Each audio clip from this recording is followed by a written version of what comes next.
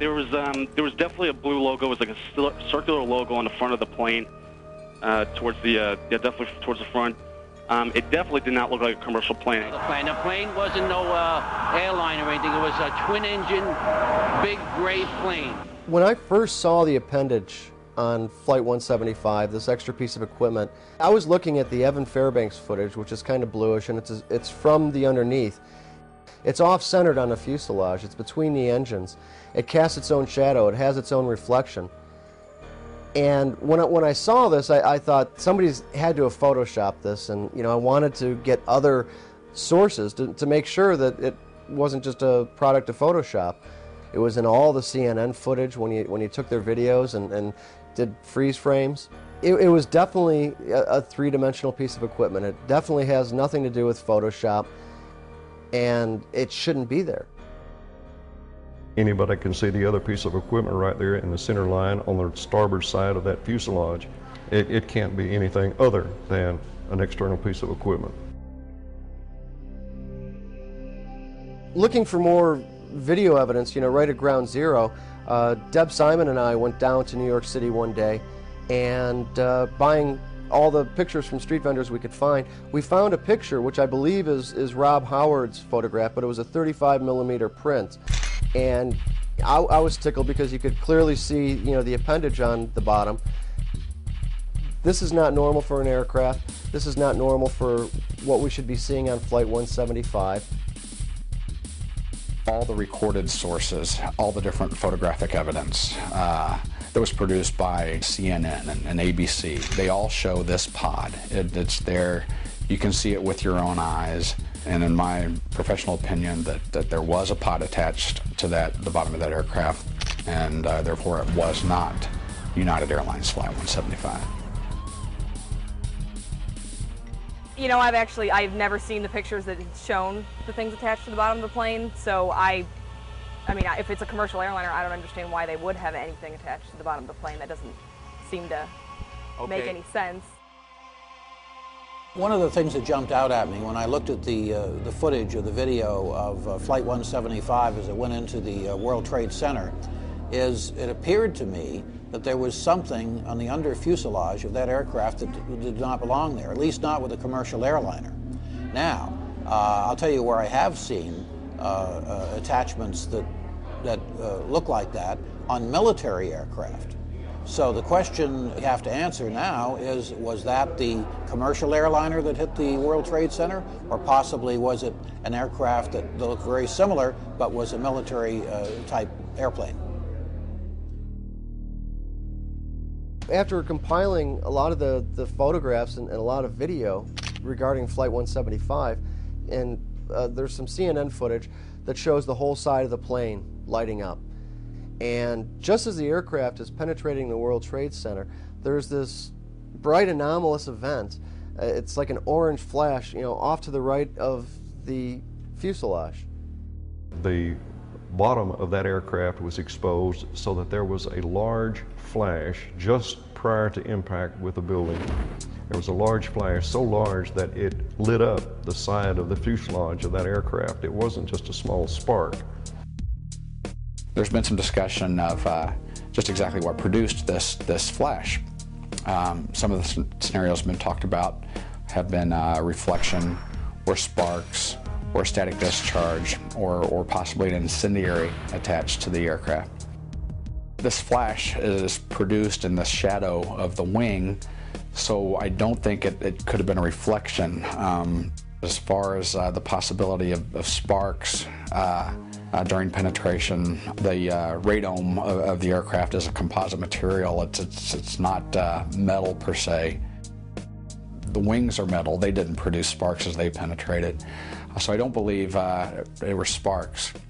As far as the static discharge, the 767, all aircraft have attached to the airframe what's called static wicks that are there to dissipate any static charges that could be produced on an aircraft in flight.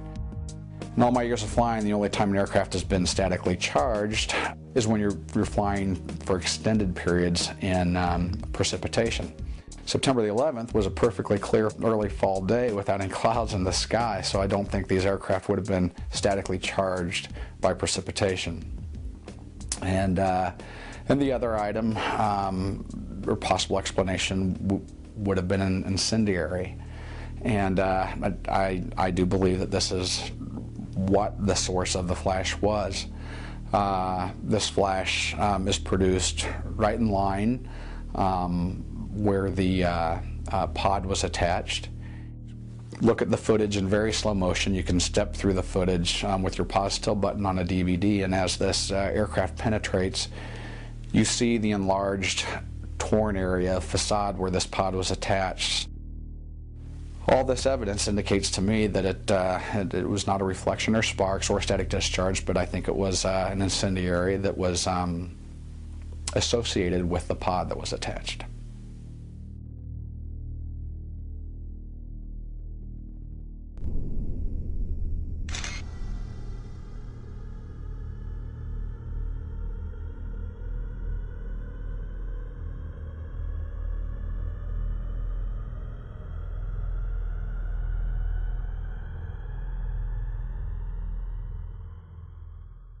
Well, the pod could have been a number of things. It could have been even a missile attached. It could have been some kind of explosive attached.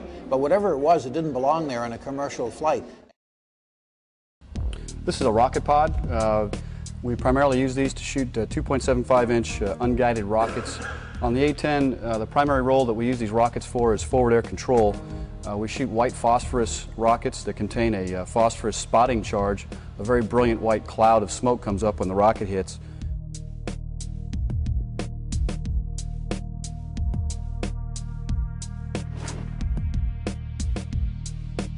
American Flight 11 was the flight that hit the North Tower, the first tower that was hit.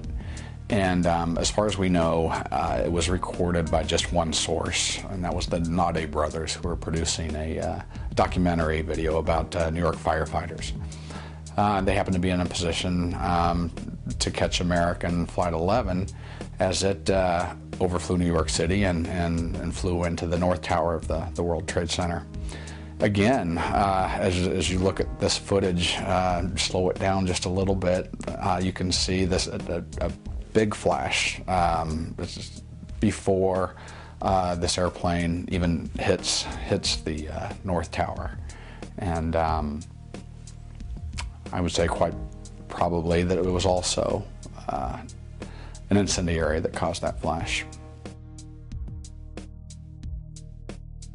Pods under the plane suggesting they might be some sort of military plane, and flashes suggesting that they might be igniting large fireballs for spectacular television effect. Personally, I'm not convinced that that's true, but I'm also I'm not convinced that we need to dismiss that hypothesis. I've looked at these images, and some of the pod images, I think, they don't look to me like just optical illusions like the people who've debunked this claim.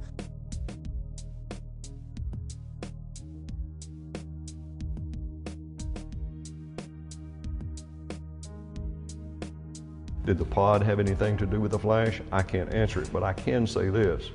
The pod you will not find, or an external piece of equipment that large, you will not find on the belly or attached anywhere on the external part of a Part 121 scheduled airliner in the United States. It just won't happen. All that does is tell me that airplane was not the airplane that the government said it was. I have looked at the films of the plane hitting the South Tower, and I have seen the slowed down version, and it is obvious to me that on more than 2 or 3 of these films there is a flash of some sort that takes place just as these planes are about to smack into the buildings. I cannot tell you what that is, but I can tell you what it's not. It's not a box cutter.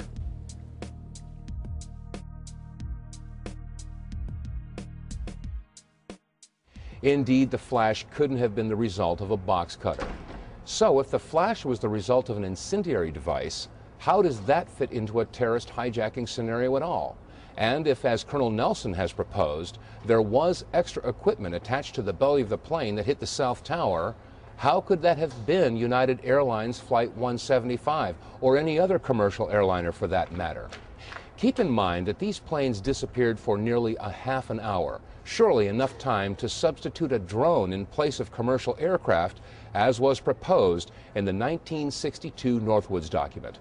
One of the scenarios in Operation Northwoods was to take a regularly scheduled commercial airliner and take a similar type plane, paint the tail numbers up to resemble that of the commercial airliner, fly it by remote control out over the Caribbean, and by remote control blow it up after sending a tape-recorded message saying, "Help, we're being attacked by Cuban MiGs."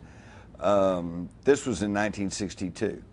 I think we had a very sophisticated, more modern version of that plan happen on September the 11th, 2001.